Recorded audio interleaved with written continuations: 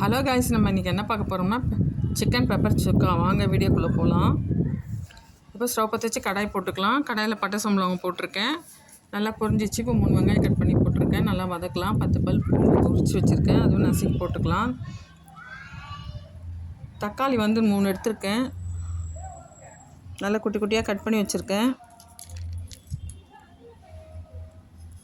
அதையும் போட்டு வதக்கிக்கலாம். இப்போ இஞ்சி பூண்டு பேஸ்ட் 1 ஸ்பூன் போட்டுக்கலாம். கொஞ்சம் சால்ட்டு போட்டால் சீக்கிரமாக வதங்கிடும்.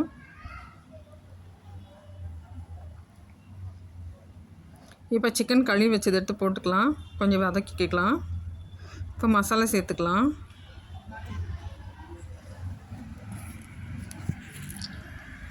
ஒரு ஸ்பூன் மஞ்சள் பொடி, 2 ஸ்பூன் மிளகாத்தூள் போட்டிருக்கேன். பெப்பர் போட்டு மிளகாத்தூள் கம்மியாக போட்டிருக்கேன். 1 ஸ்பூன் வெறும் மிளகாத்தூள் போட்டிருக்கேன். இப்போ நல்லா மிக்ஸ் பண்ணிக்கலாம்.